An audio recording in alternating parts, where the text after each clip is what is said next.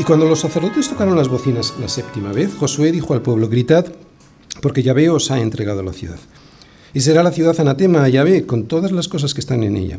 Solamente Rahab la ramera vivirá, con todos los que estén en casa con ella, por cuanto escondió a los mensajeros que enviamos. Todo es de Dios, pero por si alguien tenía alguna duda, dicta un anatema sobre Jericó. ¿Qué es un anatema? Bien, un anatema se podría definir como la consagración total de cosas o de personas al Señor, ya sea destruyéndolas o ya sea entregándoselas a Él como ofrenda. La palabra en hebreo es herem, cuya raíz es haram, y significa apartar o consagrar, con el objetivo de que eso apartado pertenezca al Señor a fin de que Él sea quien determine su uso o su destrucción. O sea, que la propiedad es suya y Él decide qué hacer con lo que es suyo. En realidad todo pertenece al Señor, ¿verdad? Simple y llanamente porque Él lo ha creado todo. Así que tiene derecho soberano sobre todo. Ya, pastor, pero yo he hecho este atril y yo lo he hecho y lo he diseñado. Tú no has diseñado nada ni has hecho nada. Una persona puede crear un artefacto, pero tanto la persona como su mente, como los materiales que utilice para crear ese artilugio fueron creados por Dios. Luego todo es de Él. Por lo tanto, ¿quién eres tú para que alterques con Dios? ¿Dirá el vaso de barro al que lo formó: ¿por qué me has hecho así? ¿O no tiene potestad el alfarero sobre el barro para hacer de la misma masa un vaso para honra y otro para deshonra? Esto es duro de escuchar. Esto es duro de escuchar para un ser humano ensoberbecido por su pecado, pero incluso para nosotros también a veces es muy difícil oírlo. Pero lo que nos muestra es algo que ya sabemos, y es que Dios es soberano, absolutamente soberano y dueño absolutamente de todo, por eso puede disponer de Jericó como lo considere. Pero es que Dios es bueno, gracias a Dios es bueno, pero es justo.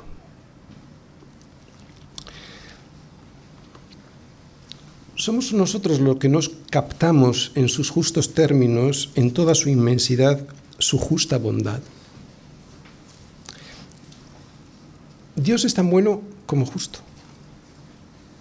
Dios no solo es muy bueno, pero un poco justo. No, si aceptamos que Dios es inmensamente bueno, tenemos que aceptar que Dios es inmensamente justo. Nuestra hipocresía basada en nuestro egoísmo piensa que Dios debe ser bueno, muy bueno, inmensamente bueno, porque eso nos beneficia a nosotros, o eso creemos. Pero no somos capaces de pensar lo mismo del resto de sus atributos, como por ejemplo su justicia. Dios es justo, inmensamente justo, sí, pero al igual que es bueno, inmensamente bueno. Y la justicia inmensa de Dios no la salda Él mirando hacia otro lado frente a la transgresión y al pecado, es lo que estamos viendo frente a Jericó, ¿verdad? No la salda su justicia mirando hacia otro lado frente a la transgresión y el pecado, porque entonces, si lo hiciese así, si mirara hacia otro lado, no sería un juez justo. Por eso, y para salvar nuestra caída, no miró hacia otro lado, sino que se entregó a sí mismo por nosotros para redimirnos de toda iniquidad y purificar para sí un pueblo propio, celoso de buenas obras. No tenemos derecho a replicar a Dios o a cuestionar su sabiduría.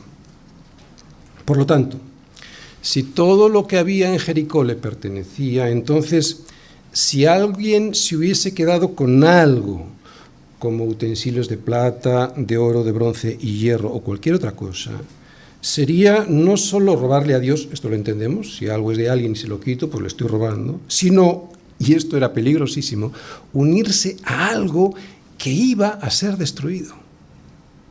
¿Entendéis la advertencia? ¿Entendéis por qué ningún israelita debía quedarse con nada de lo que se encontrasen en Jericó sin el permiso de Dios? Porque sería considerado él mismo como anatema y por lo tanto destruido. La guerra era del Señor y a Él como vencedor le correspondía el botín de la batalla. La ciudad será anatema a Yahvé, este es el mandamiento. Pero vosotros guardaos del anatema, esta es la advertencia.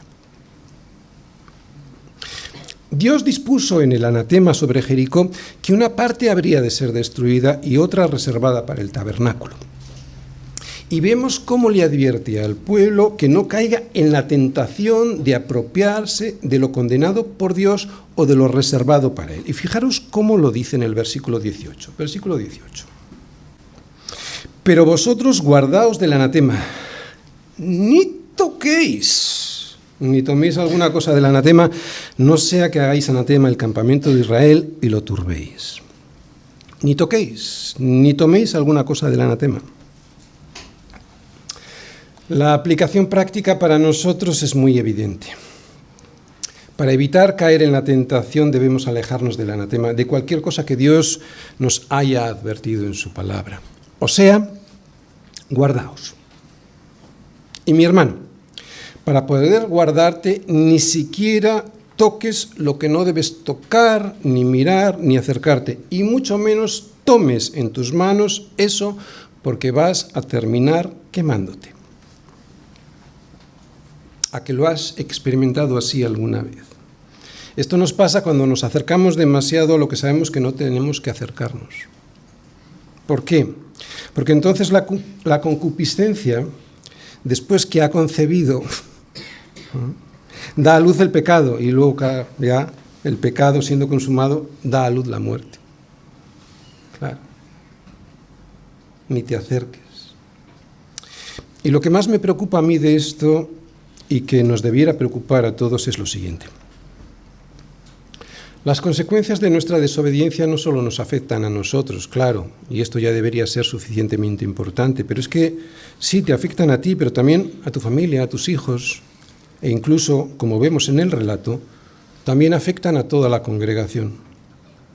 No sea que hagáis anatema el campamento de Israel y lo turbéis.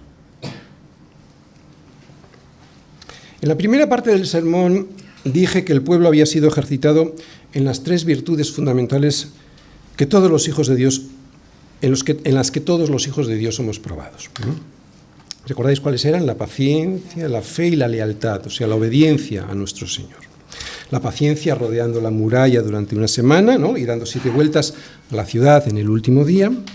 La fe, esperando confiadamente en la promesa de Dios. Y la lealtad a Dios, obedeciendo lo que Él había establecido. Bien, esto es cierto y estas tres virtudes cristianas nos distinguen a cada uno en particular, pero también a todos nosotros como comunidad. Por eso las consecuencias de cualquier pecado afectarán a todo el campamento y lo turbarán.